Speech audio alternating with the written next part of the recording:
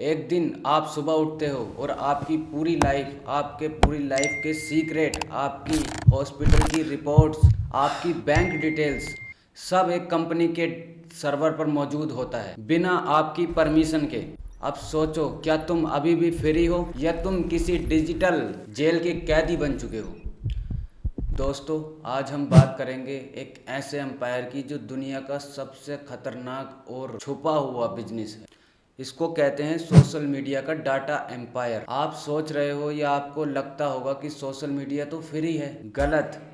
Free सिर्फ एक trap है। फ्री शब्द का मतलब ही होता है ट्रैप। असली प्रोडक्ट आप और हम हैं, और हमारी जिंदगी के हर वो सेकंड जो हम अपनी लाइफ को यूज करते हैं, जो शेयर करते हैं। तो चलिए स्टार्ट करते हैं। इस वीडियो के एंड तक तुम्हें हर वो राज पता चल जाएगा जो तुम्हें पता होना चाहिए कि इस पर्दे के पीछे, जगमगाते हुए सोशल मीडिया के पीछे क्या चल रहा है। हर चीज़ तुम्हें इस वीडियो के एंड तक पता चल जाएगी। तो एंड तक रुके रहना, और मैं तुम्हें कुछ ऐसे सीक्रेट बताऊंगा जिससे कि तुम ऐसी कंपनियों से बच सकते हो, अपने डाटा को बचा सकते हो डार्क वेब पे जाने से और इन कंपनियों से। चलिए शुरू करते हैं। The birth of surveillance capitalism. पिछली सदी का इंडस्ट्रियल कैपिटलिज्म नेचर को एक्सप्लॉइट करता था। जमीन, जंगल, नदी, समुद्र, इन सबको वो एक्सप्लॉइट करते थे। उसको बोलते हैं सर्विलेंस कैपिटलिज्म। वो हमें और आपको एक्सप्लॉइट करता है। इसकी शुरुआत दोस्तों सबसे पहले गूगल ने की थी। हमारे डाटा का यूज़, या किस तरह से स्टार्ट हुआ डाटा का यूज़ होना। उसके बाद तो फेसबुक ने इसे इतने परफेक्शन तक पहुंचा दिया कि उसने हमारी हर एक चीज़ का डाटा रिकॉर्ड रखना स्टार्ट कर दिया। हम कहाँ जाते हैं, क्या करते हैं, क्या पसंद है, क्या नहीं पसंद है। हमारा हर लाइक, हर क्लिक, हर पोस्ट उनकी माइनिंग मशीन के लिए रॉ मटेरियल है, कच्चा माल है। हम समझते हैं कि हम सोशल मीडिया यूज़ कर रहे हैं, पर असल में दोस्तों सोशल मीडिया हमें यूज़ कर रहा है। ये बात बहुत हकीकत है। आज तुम इस बात को अच्छी तरह से जान जाओ। 2012 फेसबुक शैडो प्रोफाइल। इसका मतलब क्या था? इसका मतलब था यूज़र ने अपना अकाउंट किसी सोशल मीडिया उस पर ऐप पे नहीं बनाया था, फिर भी उसकी प्रोफाइल रेडी थी उनके पास। कैसे हो सकता है जब तुमने अपना डाटा शेयर ही नहीं किया किसी ऐप को और तुम्हारी प्रोफाइल मौजूद हो, तुम्हारे बारे में जानकारी उनके पास मौजूद हो। मतलब तुम्हारा नंबर, तुम्हारी फ़ोटो, और ये उनके पास कैसे पहुंचा? ये इस तरह से पहुंचा क्योंकि तुम्हारे दोस्त की कॉन्टैक्ट लिस्ट को वो एक्सेस कर सकते थे। तो उसमें तुम्हारा कॉन्टैक्ट सेव था, क्योंकि जब भी कोई फेसबुक या ऐसा कोई ऐप चलाता है तो वो उससे परमिशन लेता है ऐप कि हमें तुम्हारे कॉन्टैक्ट लिस्ट चाहिए, हमें तुम्हारी फ़ोटो गैलरी का एक्सेस चाहिए। ये इन सारी चीज़ों का एक्सेस वो तुमसे लेता है। तो अगर तुम खुद नहीं चलाते तब भी तुम्हारी प्रोफाइल उनके पास मौजूद है, क्योंकि तुम्हारा नंबर किसी न किसी के पास तो सेव होगा जो फेसबुक, इंस्टाग्राम, व्हाट्सएप ऐसी चीज़ें यूज़ करता है। 2013 में एडवर्ड स्नोडन, एनएसए के प्रिज्म प्रोग्राम ने रिवील किया कि गूगल, फेसबुक और एप्पल सबके सर्वर पर गवर्नमेंट का डायरेक्ट एक्सेस था। सोच सकते हो तुम इस बात को? गवर्नमेंट हम पर कितनी तरह से नज़र रखे हुए थी, ये रखे हुए होगी। मतलब तुम्हारी प्राइवेट चैट्स और प्राइवेट कॉल ये सब मॉनिटर हो रही हैं। तो कुछ भी प्राइवेसी जैसी चीज़ नहीं है आज के दौर में। 2018 में कैम्ब्रिज एनालिटिका 87 मिलियन प्रोफाइल्स का डाटा हार्वेस्ट करके इलेक्शन को मैनिपुलेट किया गया था। उनको साइकोलॉजिकल, जहाँ से वो वीक है वहाँ पे उन्हें टारगेट किया और उनके वोट की दिशा ही बदल दी कि वो वोट कहाँ देंगे। सोच सकते हो ये कितनी ज़्यादा इम्पैक्ट करने वाली चीज़ें हैं। अगर तुम इन्हें बारीकी से सोच सकते हो कि आने वाले फ्यूचर में भी इनका क्या हाल होगा। अगर ये चीज़ें इसी तरह से चलती रहीं तो हमारे डाटा का आने वाले फ्यूचर में क्या हाल होगा। दूसरा ऑयल होगा हमारा डाटा, है आज के टाइम में। जिसके पास भी हमारा डाटा होगा वो दुनिया का सबसे अमीर और पावरफुल आदमी होगा। 2021 में फ्रांसिस होगन, इन्होंने फेसबुक के इंटरनल डॉक्यूमेंट्स लीक करके दिखाया कि फेसबुक कैसे छोटी उम्र की लड़कियां को एक्सप्लॉइट कर रहा था। उनकी मेंटल हेल्थ की उसे कोई भी परवाह नहीं थी। उनकी मेंटल हेल्थ का, उन्हें फेसबुक को पता था कि उनकी मेंटल हेल्थ खराब हो रही है, पर वो जानबूझकर ऐसा कंटेंट उन्हें सर्व करता था जिससे उसका फ़ायदा हो, क्योंकि उससे उन्हें प्रॉफिट ज़्यादा मिलता था। पर हम यूज़र्स की कोई भी उन्हें चिंता नहीं है, न थी। इस बात को समझो, ये गलतियां नहीं है, ये डिज़ाइन किया हुआ सिस्टम है। इसी तरह कैसे ये तुम्हारे डाटा का यूज़ करते हैं तुम्हें बिना पता हुए। हर ऐप तुमसे आई एग्री क्लिक करवाता है बिना पढ़ाए, क्योंकि इतना कॉम्प्लेक्स वो होगा तुम्हें पढ़ने का मन ही नहीं करेगा। इसको कहते हैं कंसेंट इंजीनियरिंग। इसके पीछे पूरी एक इंजीनियरिंग है कि तुमसे कैसे एग्री करवाया जाए तुम्हारी इंफॉर्मेशन के लिए। इसमें पहला आता है डार्क पैटर्न्स, जैसे कन्फर्म सेविंग।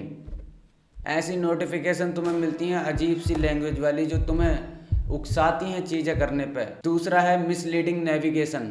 प्राइवेसी सेटिंग को इतना अंदर छुपा दो कि वो उसे ढूंढ ही ना सके। इतनी सेटिंग्स को इतने गहराई में रख दो कि आदमी को पहुंचने में सोचे वो बीच में ही हट जाए उससे। Second, invisible spy.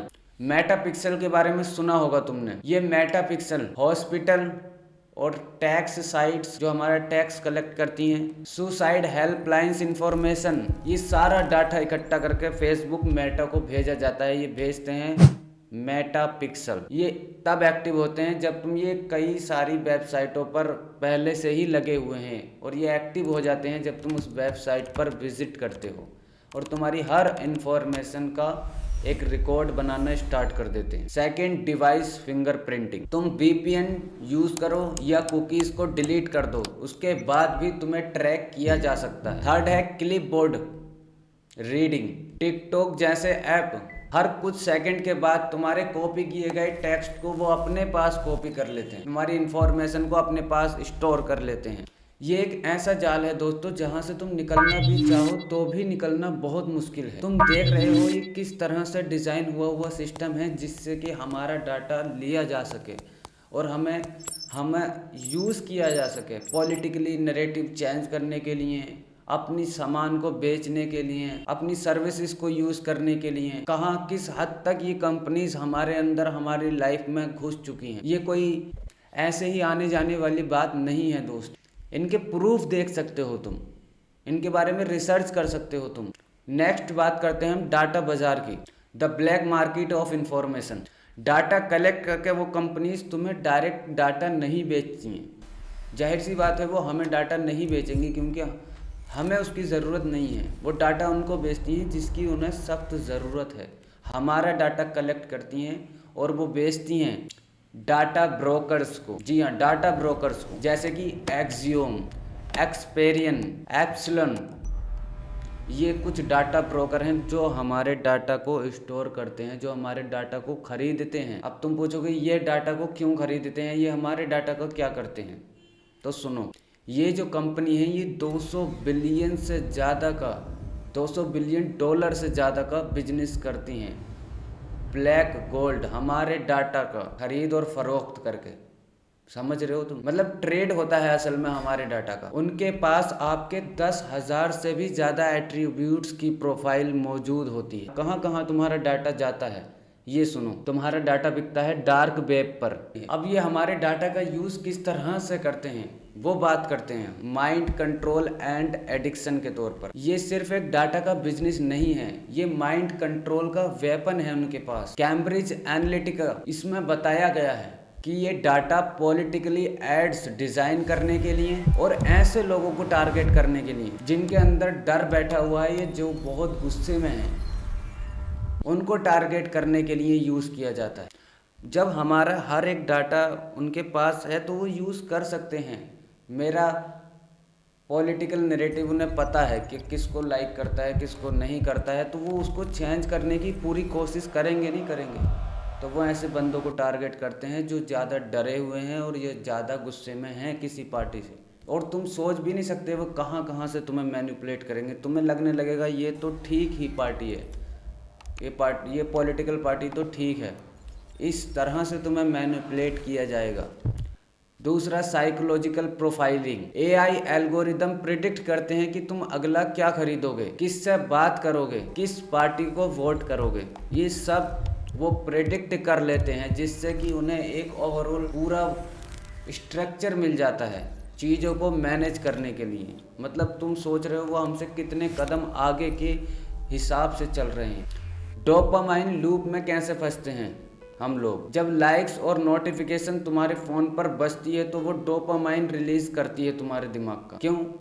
क्योंकि वो तुम्हें जाने नहीं देना चाहते कहीं, तो तुम्हें बार बार उकसाते हैं कि वापस से उस ऐप पर आओ, वापस से उस ऐप पर आओ। इंस्टाग्राम तुमने फ़ोन छोड़ कर रख दिया साइड में, उसके बाद भी तुम्हें नोटिफिकेशन आती रहेंगी, इसने लाइक किया, इसने कमेंट किया, इसने मैसेज किया, तो तुम वापस से फिर उस पर चले जाओगे। Second, infinite scroll. कभी उनकी फीड ख़त्म ही नहीं होती, तुम स्क्रॉल करते रहो करते रहो करते रहो, कभी तुम्हें ऐसा नहीं होगा कि ये एक एंड पॉइंट आ गया है। ये सिर्फ इसलिए डिज़ाइन किया गया है कि तुम जितनी देर चाहो इस पर रुक सकते हो, और ज़्यादा से ज़्यादा वो रोकना चाहेंगे तुम्हें अपने ऐप पर, क्योंकि तुम्हारा डाटा चाहिए उनको। ये सिर्फ तुम लोगों के लिए डिज़ाइन किया गया है ताकि तुम इतने एडिक्ट बन जाओ कि तुम उनकी वेबसाइट, उनके ऐप, उनके सोशल मीडिया प्लेटफॉर्म पर ही रहो। उन्हें मतलब नहीं है तुम्हारी लाइफ से, तुम्हारी ज़िंदगी से, तुम क्या करना चाहते हो, तुम अपनी लाइफ में किन मुसीबतों से जूझ रहे हो, इन सब से उन्हें कोई भी मतलब नहीं है। वो तो सिर्फ तुमसे पैसा कमाना चाहते हैं, चाहे किसी भी तरह से कमें। फेसबुक के खुद के डॉक्यूमेंट कहते हैं कि इंस्टाग्राम टॉक्सिक है, लेकिन कंपनी ने उसके बाद भी प्रॉफिट ही चूज़ किए, तुम्हारी लाइफ चूज़ नहीं की। तो मैं कह रहा था ना कि तुम्हारी हमारी लाइफ से उन्हें कोई फ़र्क नहीं पड़ता, उन्हें सिर्फ अपने प्रॉफिट बनाने हैं। इसीलिए हमें सोचना पड़ेगा, क्योंकि और कोई सोचने के लिए हमारे लिए नहीं आएगा। हमें खुद सोचना पड़ेगा, हमें खुद अपनी प्राइवेसी का ध्यान रखना पड़ेगा, हमें खुद ऐसे सोशल मीडिया प्लेटफॉर्म से बच के रहना पड़ेगा। इनका एडिक्ट नहीं बनना है।